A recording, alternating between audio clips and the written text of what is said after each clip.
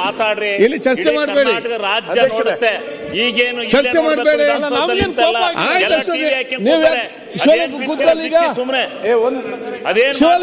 ಮಾತಾಡ್ರಿ. ಯಾರು ಬೇಡ ಅಂದ್ರೆ ಕರ್ನಾಟಕ ರಾಜ್ಯ ಜನ ನೋಡ್ತಾವ್ರೆ. ಶಿವಲಿಂಗ ಅವರು ಅಶ್ವತ್ಥ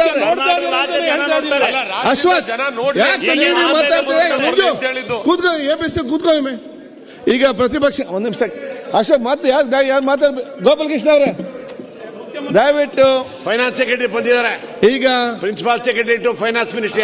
ಯಾಕೆ ಕೂತ್ಕೊಂಡು ಮಾತಾಡ್ತೀರಿ? ಈಗ ಮಾತಾಡಿ. ಸನ್ಮಾನ್ಯ ಚಲಸ್ವಾಮಿ ಅವರೇ, ಅಧ್ಯಕ್ಷರೇ, ನಮ್ಮ ಚಲಸ್ವಾಮಿ ಅವರೇ ಮಾಡುವಂತ ಕೆಲಸ ಅಶ್ವತ್ಥನಾರಾಯಣ ಮಾಡ್ತಾವ್ರೆ. ಅಶೋಕರ್ ನೀವು ಯಾಕೆ ಅಂತ ನಾನು ಅನ್ಕೊಂಡೆ. ಚಲಸ್ವಾಮಿ ಯಾಕೆ ಮಾತಾಡ್ತೀರಿ? ಯಾಕೆ ಸ್ವಲ್ಪ ಮಂತ್ರಿಗಳಿಗೆ ಸುಮ್ಮೀರ್ ಅಂತ ಹೇಳ್ರಿ, ಮಾತಾಡಕ್ ಕೊಡ್ರಿ.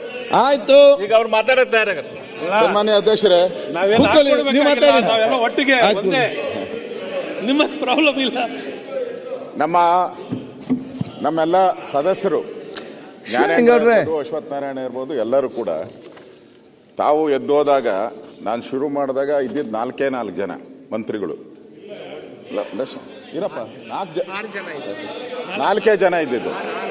ಆಮೇಲೆ ನಮ್ಮ ಡೆಪ್ಟಿ ಸ್ಪೀಕರು ಅವ್ರಿಗೆ ಹೇಳಿದ್ಮೇಲೆ ಆಮೇಲೆ ಬಂದಿದ್ದು ಫೈನಾನ್ಸ್ ಅವರು ಯಾರು ಇರಲಿಲ್ಲ. ಇವತ್ತು ನೀವು ಅಜೆಂಡಾದಲ್ಲಿ ಹಾಕಿದ್ದೀರಾ, ಚರ್ಚೆ ಇದೆ ಅಂತ ಅಜೆಂಡಾದಲ್ಲಿ ಹಾಕಿದ್ದೀರಾ. ಅಷ್ಟು ಜ್ಞಾನ ಇರಬೇಕಾಯ್ತು ಫೈನಾನ್ಸ್ ಡಿಪಾರ್ಟ್ಮೆಂಟ್ ಅವ್ರಿಗೆ, ಬರಬೇಕಾಯ್ತು, ಬಂದು ಕೂತ್ಕೊಬೇಕಾಯ್ತು. ಈಗ ಎಲ್ಲ ಮಂತ್ರಿಗಳು ನಮ್ಮ ವಿಪ್ಪು ಇರಲಿಲ್ಲ. ನೀವು ಯಾವಾಗ ಇದಾಯ್ತೋ ವಿಪ್ಪು ಎಲ್ಲಾರನ್ನೂ ಕರ್ಕೊಂಡು ಬಂದು ಒಳಗಡೆ ಆಯ್ತು. ನೀವ್ ಯಾಕೆ ಮಾತಾಡ್ತೀವಿ? ಅದರಿಂದ ಚರ್ಚೆ ಮಾಡುವಂತ ಸಂದರ್ಭದಲ್ಲಿ ಎಲ್ಲ ಮಂತ್ರಿಗಳು ಇದ್ರೆ ಒಳ್ಳೇದು ಅನ್ನೋದು ಆ ದೃಷ್ಟಿಯಿಂದ ನಾವು ಹೇಳಿದಿರಿ. ಅದನ್ನ ಎಲ್ಲರೂ ನಮ್ಮ ಸದಸ್ಯರು ಹೇಳಿದ್ದಾರೆ. ಬೇಡ. ವಿರೋಧ ಪಕ್ಷದ ನಾಯಕರು ಪ್ರಾರಂಭ ಮಾಡಿದಾಗ ಒಂದು ಮಾತು ಹೇಳಿದ್ರು, ನಾನು ಭಾಷಣ ಮಾಡ್ತಾವ್ರು ಯಾರು ಅಡ್ಡಿಪಡಿಸಬಾರ್ದು, 1 ಗಂಟೆ ನಾನು ಮುಗಿಸ್ತೀನಿ. ಯಾರು ಎಲ್ಲರೂ ಕೂತ್ಬಿಟ್ಟು ಅಡ್ಡಿಪಡಿಸ ಮಾಡ್ಲಿಕ್ಕಾಗುದ ಅವರೇ ಖಂಡಿತ ಆಗಿದಾರಲ್ಲ. ಒಳ್ಳೆ ಐಡಿಯಾ. ಆತರ ಇಲ್ಲಿ ಇನ್ಮೇಲೆ ಹಂಗೆ ಮಾಡ್ಬಿಡಿ, ಎಲ್ಲ ಖಾಲಿ ಎಲ್ಲ ನೋಡ್ರಿ. ನಾವು ಯಾರು ಮಾತಾಡ್ಲಿಕ್ಕೆ ಗುಡ್ ಸಜೆಷನ್ ನೀವು ಮಾತಾಡುವಾಗ. ವೆರಿ ಗುಡ್ ಸಜೆಷನ್ ಅಂತ, ಒಳ್ಳೆ ಸಜೆಷನ್. ಇನ್ಮೇಲೆ ಹಂಗೆ ಹೇಳಿದ ತಕ್ಷಣ ಎಲ್ಲ ಮಾತಾಡೋ ಪಾಯಿಂಟ್ ನೋಟ್ ಮಾಡಿ ನಾವು ಉತ್ತರ ಕೊಡೋ ಕರೆಕ್ಟ್ ಉತ್ತರ ಕೊಟ್ರಾಯ್ತು.